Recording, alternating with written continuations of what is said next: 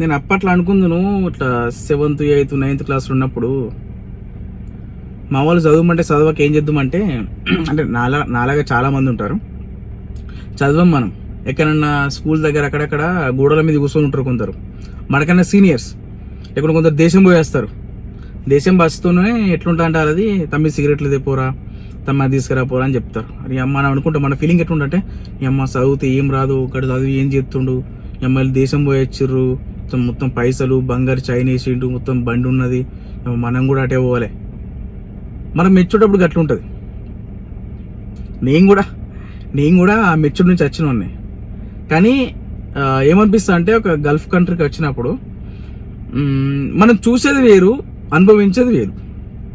ఎందుకంటే వాడు కష్టపడి సంవత్సరం కష్టపడి ఇంటికి ఒక్క రోజు వచ్చి ఒక 10 రోజులు ఇంటికాడ ఉంటాడు కావచ్చు, గొప్పగా తిరుగుతాడు. ఎందుకంటే మనకి ఎంజాయ్ మిస్ అవుతాడు కదా దేశాలల్లా, ఇంటికొచ్చి ఎంజాయ్ చేస్తాడు.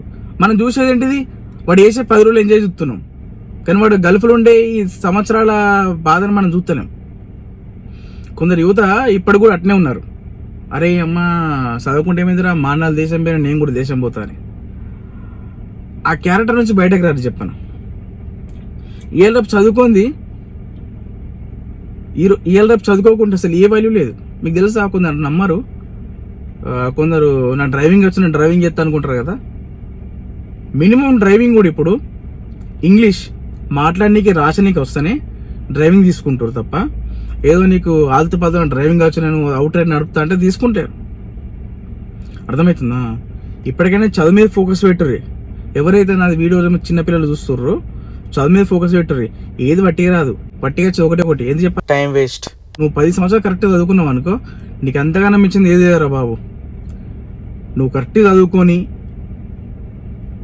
నువ్వు ఏదైతే అయిదాం అనుకుంటున్నావు అది కరెక్ట్ అయినావు అనుకో బాగుపడతావు. లేదా మీ ఇంటి ముంగట ఇంటానికి పోరాగాలు కూర్చుంటారు, దేశాలకు పోయొచ్చో ఇంటర్ ఫెయిల్ డిగ్రీ ఫెయిల్ అలా చూసి నువ్వు నేర్చుకున్నావు అనుకో సంఖ్య నాకు పిక్తోరా.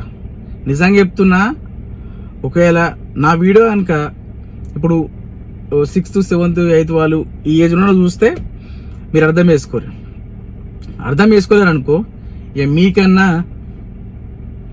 డిప్పిగాలు ఒవ్వడు ఉండడని గుర్తుంచుకోరు. సరేనా? నేను కూడా ఆ స్టేజ్ నుంచి వచ్చిన, నేను కూడా అవి చూసే మురిసిన వాళ్ళను. ఇప్పుడు నాకు అర్థమవుతుంది. అప్పుడు చదువుకోలే, ఇప్పుడు నేను కూడా డ్రైవరే. అందుకే ప్రతి వీడియో ఎప్పుడు నేను కార్లో ఒక 10 నిమిషాలు టైం దొరికితే ఆ వీడియో చేస్తాను నేను. అందుకే చెప్తున్నా, చదువుకోండి, మంచిగా చదువుకోండి. ఓకేనా?